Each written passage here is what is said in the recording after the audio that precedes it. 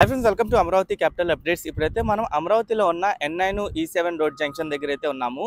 ఇక్కడ అమరావతి పునఃప్రారంభానికి సంబంధించిన సభ కోసం భారీ ఎత్తున ఏర్పాట్లు అయితే చేస్తున్నారు. ఈ సభ వచ్చేసి 2 మేన అయితే జరుగుతుంది. ఈ సభ కోసం ప్రధానమంత్రి నరేంద్ర మోడీ గారు అయితే వస్తున్నారు. దానికోసం ఇక్కడ భారీ ఎత్తున ఏర్పాట్లు అయితే చేశారు. ఈ సభ ప్రాంగణంలో ఒక 3 పెద్ద పెద్ద వేదికల్ని సిద్ధం చేశారు. అలాగే ఈ సభ కోసం దాదాపు 5 లక్షల మంది ప్రజలు వస్తారని అయితే అంచనా వేసుకున్నారు. ఆ అంచనాకి తగ్గట్టుగా ఇక్కడ భారీగా ఏర్పాట్లు అయితే చేస్తున్నారు. కొత్తగా రోడ్లు కూడా వేయడం కానీ చేస్తున్నారు. ఇదంతా E7 రోడ్డు. ఇంతకుముందు ఇక్కడ రోడ్డు అయితే ఉండేది కాదు. కొత్తగా ఈ E7 రోడ్డుని అయితే డెవలప్ చేశారు మొత్తం. అలాగే ఈ సభకి రావడం కోసం చాలా రోడ్లని కూడా డెవలప్ చేశారు. నేను ఈ వీడియోలో ఏ రోడ్లని డెవలప్ చేశారో చూపిస్తాను. అలాగే ఈ సభ కోసమే భారీ ఎత్తున ఈ రోడ్ల వైపు గ్రీనరీని అయితే డెవలప్ చేశారు. అందంగా అయితే ముస్తాబ్ చేస్తున్నారు రోడ్లని. నేను అది కూడా ఈ వీడియోలో చూపిస్తాను. అలాగే ఈ సభ కోసం ఎలా ఏర్పాట్లు జరిగినాయో కూడా నేను ఈ వీడియోలో చూపిస్తాను. దయచేసి ఈ వీడియోని స్కిప్ చేయకుండా ఎండ్ వరకు చూడండి. అమరావతి పునఃప్రారంభ సభ కోసం రాష్ట్ర వ్యాప్తంగా చాలా మంది ప్రజలైతే వస్తున్నారు. వాళ్ళకి ఎటువంటి ఇబ్బంది కలగకుండా ఇక్కడ తాత్కాలిక హాస్పిటల్ని అయితే ఏర్పాటు చేస్తున్నారు. ఎవరికైనా ఏమైనా హెల్త్ ఇష్యూస్ ఉంటే ఈ హాస్పిటల్లో ట్రీట్మెంట్ చేసే విధంగా ఇక్కడ బెడ్లను కూడా ఏర్పాటు చేశారు. అదంతా మీరు చూడొచ్చు. నాకైతే ఇది పర్సనల్‌గా బాగా నచ్చింది. ఎందుకంటే రాష్ట్ర వ్యాప్తంగా ఎక్కడెక్కడి నుండో ప్రజలు వస్తున్నారు కదా! వాళ్ళకి ఎటువంటి ఇబ్బంది కలగకుండా అయితే ఏర్పాట్లు జరుగుతున్నాయి. అలాగే ఈ సభకి రావడం కోసం అంతర్గతంగా చాలా రహదారులనైతే కొత్తగా వేస్తున్నారు. ఇంకా ఉన్న రహదారులనైతే వెడల్పు అయితే చేస్తున్నారు. ఇక్కడ మీరు చూడొచ్చు, రైట్ సైడ్ వైపు ఒక కొత్తగా రహదారిని అయితే వేశారు. ఇదొచ్చేసి కరకట్ట రోడ్డు పక్కనే ఉంటుంది. పొలాల మధ్యలో అయితే రోడ్డు ఉంటుంది. యాక్చువల్‌గా ఇది చెప్పాలంటే సీడ్ యాక్సెస్ రోడ్ ఏదైతే ఉందో అది కంటిన్యూస్‌గా వెళ్ళే రోడ్ అది. ఆ ప్రాంతం వైపే కొత్తగా రోడ్ అయితే వేస్తున్నారు. అది కూడా మీరు చూడండి. ఆ రోడ్డుకి సంబంధించిన పనులైతే జరుగుతున్నాయి. ఇక్కడ మొత్తం మీరు చూడొచ్చు. అలాగే ఈ సభకి వచ్చే 4 వైపులా రోడ్లనైతే కొత్తగా వేస్తున్నారు. మీరు ఏదైతే రోడ్డు చూస్తున్నారో ఇదొచ్చేసి N10 రోడ్డు. ఈ రోడ్డు పక్కనే సిబిఎన్ గారి ఇంటి నిర్మాణం అయితే జరుగుతుంది. అది కూడా మీరు చూడొచ్చు. ఈ సభ మెయిన్‌గా N9, N10, E6, E7 road మధ్యలో అయితే ఈ సభకి సంబంధించిన ఏర్పాట్లయితే జరుగుతున్నాయి. ఈ 4 వైపుల రోడ్లు ఏవైతే ఉన్నాయో ఈ 4 రోడ్లనైతే పూర్తిగా డెవలప్ చేస్తున్నారు. అలాగే ఈ రోడ్ల వైపు ఈ లైటింగ్‌ని కూడా, ఫోకస్ లైట్‌లను కూడా ఏర్పాటు చేస్తున్నారు. ఎందుకంటే ఈ రోడ్ల వైపు బస్సులు గానీ, కార్లు గానీ ఇయన్నీ వచ్చి ఇటువైపు నుండి ట్రావెల్ చేస్తాయి కాబట్టి వాటికి ఇబ్బంది లేకుండా అయితే ఇక్కడ ఏర్పాట్లనేవి జరుగుతున్నాయి. అలాగే ఈ సభకి జరిగే ప్రాంతాల వైపు, రోడ్ల వైపు ఏంటంటే పార్కింగ్ కోసం కూడా భారీ ఎత్తున ఏర్పాట్లయితే జరుగుతున్నాయి. ఇక్కడ మీరు చూడండి, ఎక్కడికక్కడ జనరేటర్లు ఇయన్నీ సెట్ చేసి ఉంచారు. అలాగే ఒక్కొక్క దానికి చాలా ఫోకస్ లైట్లు అయితే ఉన్నాయి.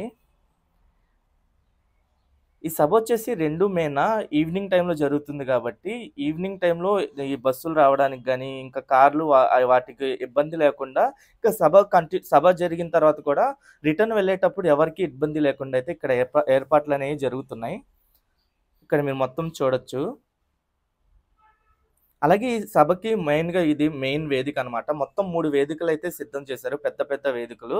అలాగే ఇక్కడేంటంటే ఈ వేదికల వైపు ఈ కూలర్‌లని, ఏసీలని వాటిని కూడా పెట్టారు. ఎందుకంటే ఈ ఎండాకాలం కాబట్టి వచ్చే ప్రజలకి ఎటువంటి ఇబ్బంది లేకుండా అయితే ఇక్కడ జరుగుతున్నాయి అలాంటి ఏర్పాట్లు. ఈ సభ ప్రాంగణం మొత్తం అయితే కంప్లీట్ అయిపోయింది. మెయిన్‌గా ఇప్పుడు ఏంటంటే ఇంకో కుర్చీలు ఏర్పాటు చేయాల్సయితే ఉన్నాయి. ఇక్కడ గ్యాలరీల వైస్‌గా కొంతమందికైతే కేటాయిస్తున్నారు. రైతులకు ఒక గ్యాలరీ అని, అలాగే మీడియా వాళ్ళకి ఒక గ్యాలరీ అని, ఇంకా సామాన్య ప్రజలకు ఒక గ్యాలరీ అని, అలా గ్యాలరీల వైస్‌గా అయితే కేటాయిస్తున్నారు. ఇదే మెయిన్ సభా ప్రాంగణం. మీరు చూడొచ్చు. ఈ సభా ప్రాంగణం మొత్తం మొత్తం కంప్లీట్ అయిపోయి ఇంకా కుర్చీలు అలాంటివి అయితే ఏర్పాటు చేస్తున్నారు. ఇక్కడ మొత్తం మీరు చూడొచ్చు.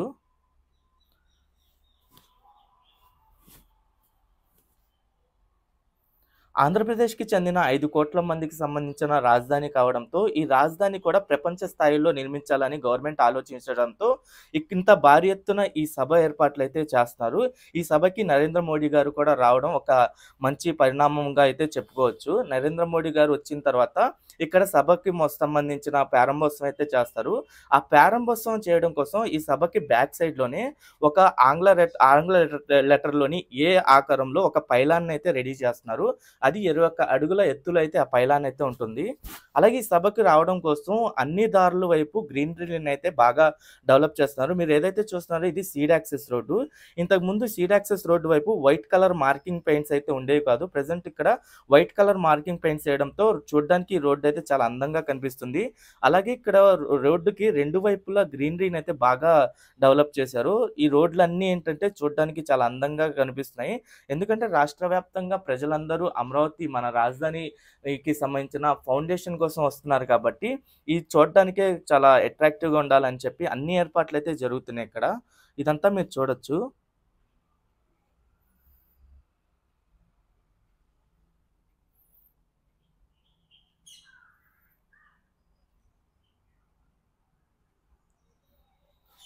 మొత్తం 250 ఎకరాల్లో ఈ సభ కోసం అయితే ఏర్పాట్లయితే జరుగుతున్నాయి. దాంట్లో 28 ఎకరాల్లో సభా ప్రాంగణం వేదికలైతే సిద్ధం చేస్తున్నారు. ఇంకా 10 ఎకరాల్లో ఏంటంటే ఉత్తరం వైపు ఒక 32 ఎకరాల్లో వీఐపీల పార్కింగ్ కోసం, ఇంకా 110 ఎకరాల్లో బస్సులు పార్కింగ్ చేసుకోవడం కోసం అయితే ఏర్పాట్లన్నీ చేస్తున్నారు. అలాగే కొత్తగా రోడ్లని డెవలప్ చేయడం గానీ, కరకట్ట రోడ్ ఏదైతే ఉందో అది చిన్న రోడ్ అవ్వడంతో పక్కనే కొత్తగా ఇంకో రోడ్డు వేయడం గానీ అయన్నీ చేస్తున్నారు. అదంతా మీరు చూడొచ్చు. అలాగే మనకి వెస్ట్ బైపాస్ ఏదైతే ఉందో, వెస్ట్ బైపాస్ పైన బ్రిడ్జ్ ఏది కట్టారు. 3.2 కిలోమీటర్లు ఆ బ్రిడ్జ్. ఆ బ్రిడ్జ్ కూడా ఈ సభ కోసం అయితే బస్సులయన్నీ ట్రావెల్ చేయడం కోసం ఓపెన్ చేయబోతున్నారు. అలాగే ఇక్కడ రోడ్ల దగ్గర కూడా కన్‌ఫ్యూజన్ అవ్వకుండా ఈ బోర్డులను కూడా పెట్టారు. ఏ రోడ్డు దగ్గర ఉన్నాం అనేది తెలియడం కోసం. ఓకే ఫ్రెండ్స్, నేను ఈ వీడియో అయితే ఇక్కడితో ఎండ్ చేస్తున్నాను. ఈ సభకి సంబంధించిన ప్రోగ్రామ్ అయిపోయిన తర్వాత కూడా నేను వీడియో షూట్ చేసి ఆ ఏర్పాట్లు ఎలా జరిగినాయి మొత్తం మీకు షూట్ చేసి అయితే చూపిస్తాను. ఛానల్‌కి ఫస్ట్ టైం వచ్చినట్టయితే ఛానల్‌ని సబ్స్క్రైబ్ చేసుకోండి. ఈ వీడియో నచ్చితే ఒక లైక్ చేసి సపోర్ట్ చేయండి.